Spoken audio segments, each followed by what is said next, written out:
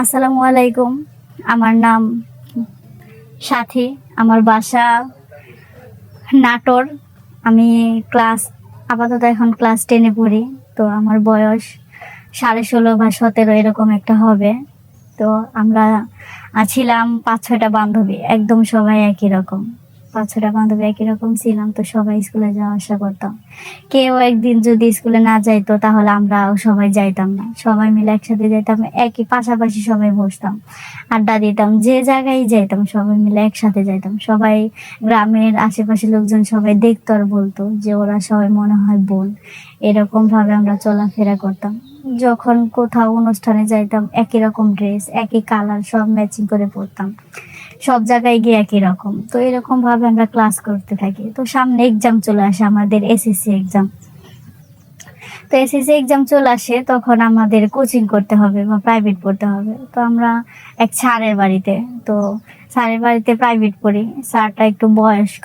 স্যারের তিনটা ছেলে, তিনটার মধ্যে একটা বিয়ে করেছে আর দুইটা বিয়ে করেন নাই। তো বউ আছে, বউটা অনেক সুন্দর। সেই বউটা আমাদের বান্ধবী, মানে আগে ছিল আর কি। যখন 9-এ পড়তাম তখন ছিল বান্ধবী। তখন তাদের বাসায় আমরা রেগুলার দুবেলা করে সকাল আর বিকেলে প্রাইভেট পড়তে যাইতাম। তো সকাল বিকাল দুবেলা প্রাইভেট পড়তাম, 5 বান্ধবী মিলা। তো আমার নাম তো সাথী, আমার আরেক বান্ধবীর নাম পলি, এক বান্ধবীর নাম মলি, আর আরেকটার নাম হইতেছে গিয়া সাথী। ওর নামও সাথী, মানে আমার মিতাই, একদম একই নাম, মিতাই। আরেকটার নাম হইতেছে গিয়া বৃষ্টি। তো আমরা 5 বান্ধবীর নাম বললাম। তো আমরা তাদের বাসায় প্রাইভেট পড়তাম। আমরা পড়াশোনা করতাম না, ফাঁকি দিতাম, মজা করতাম, সব সময় ঘোরাফেরার মধ্যে এইসবের বিষয়ে। তো স্যারের বাসায় যে পড়তে যেতাম, স্যারের 3টা ছেলে। আমার 3 বান্ধবীর তো 3টার মানে 3জনের সাথে এমন সম্পর্ক হয়ে গেছে, আমরা বাকি 2 বান্ধবী জানি না। তো বাকি 2 বান্ধবী জানি না, সম্পর্ক হয়ে গেছে। ওরা যখন দেখা করতে যেত তখন আমরা মানে মানে মাঝে মাঝে প্রাইভেটে আসতো না, নানান ছুতা দিত যে আমার জ্বর আসছে, এ হয়েছে সে হয়েছে। আমরা তো আর ওদের কথাই বলে এখন এক্সাম টাইম আর প্রাইভেট বাদ দিতে পারি না। তো ওদের কথা শুনতাম। কিন্তু এরকম ভাবে চলতে চলতে কয়েকদিন পর হঠাৎ করে একদিন আমার সেই বৃষ্টি বান্ধবী ওই আমাকে বলতেছে যে ওরা যে এত মানে জ্বর আসলে কি 3জনের একসাথেই আসে, বা অসুস্থ হইলে কি 3জন একসাথেই হয়। এটা তো আমাদের মানে একটা অন্যরকম একটা মনে হইতেছে, মনে হয় কোনো কাহিনী আছে বা একটা ভেজাল আছে এর মধ্যে। আমি বলতেছি বিষয়টা তো ভাবনা, ভাইবা দেখতে হবে যে জ্বর আসলে কি 3জনের একসাথে আসে একই দিনে একই টাইমে। তো এরকম ভাবে দেখতে দেখতে পরে একদিন ওদের ফলো করলাম, ওদের বাসায় গেলাম। ওদের আম্মা বলতেছে যে ওরা প্রাইভেটে গেছে।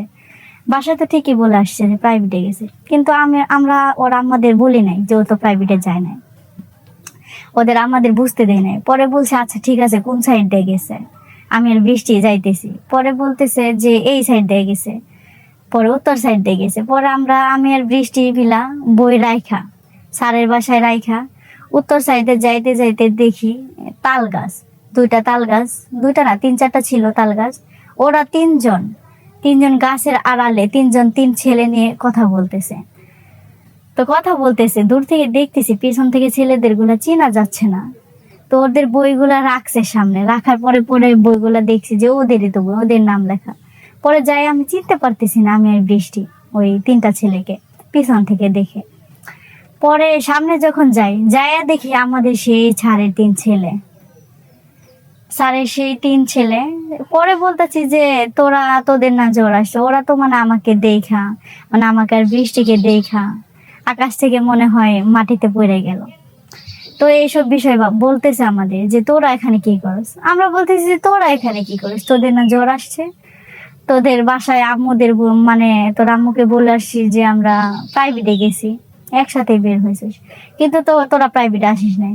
কিন্তু আজকে তোদের এই কাহিনী দেখে আমরা বুঝলাম যে তোরা এই যে ছুতা দাস না, যে আজকে জ্বর আসছে, এ আসছে, সে আসছে, ওইখানে যাব এখানে যাব, এগুলা কিছুই সত্যি না, সব মিথ্যা ছিল, তোদের বানানো ছিল।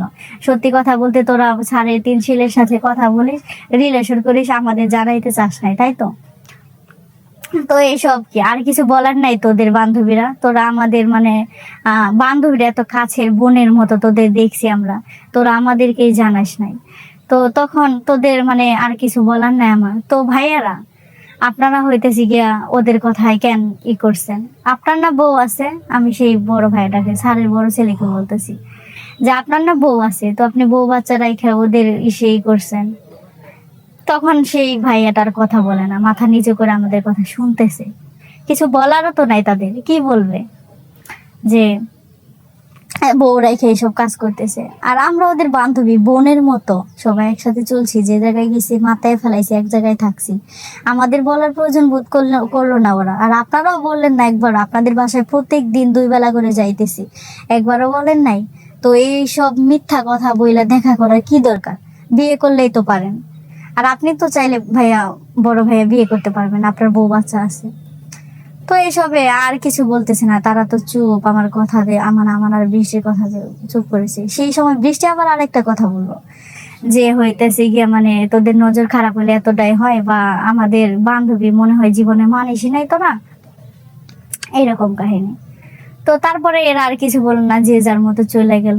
আমরাও ওই দিন পড়াবার দেশ পরে স্যারের কাছে গিয়ে সব কিছু আলোচনা করলাম। স্যারের ছেলেদের বলতেছে যে তুমি বিয়ে করেছো, ওরা 2জন না হয় বিয়ে করে নাই, সমস্যা নাই, ওদের ঠিক আছে, কিন্তু তোমার তো তোমার নিজের সংসারটা নষ্ট করে ফেলাইলা। তো তারা স্যারকে মানে পায়ে ধরা ক্ষমা চাইতেছে, মাপ চাইতেছে যে ভুল হয়ে গেছে, এই হয়ে গেছে, সেই হয়েছে। ওর স্যার তো, সে তো শিক্ষক মানুষ, সে বলতেছে তুমি বললেই তো হবে না, একটা মেয়ের জীবন নষ্ট করার তোমার কোনো অধিকার নাই। তো তোমরা ওর সাথে যেহেতু সম্পর্ক করছো, শারীরিক সম্পর্ক পর্যন্ত হয়ে গেছে, তো ওদের বিয়ে করতে হবে। পরে স্যারে সেই বড় ছেলে বলতেছে যে আমার তো বউ আছে, আমি কি করব। পরে বলতেছে 2টা বিয়ে করার নিয়ম আছে, যদি তুমি 2টা বউকে মানে সমানভাবে রাখতে পারো, খাওয়াইতে পারো, পড়াইতে পারো। তো তোমার আগে মনে ছিল না যে তুমি এদের সাথে মানে সম্পর্ক করতেছো বা এদের একটা আশা দিতেছো, পরে যে বিয়ে করতে হবে, একটা দায়ভার কাঁধে আসবে, এটা আগে মনে ছিল না? এটা স্যার বলতেছে।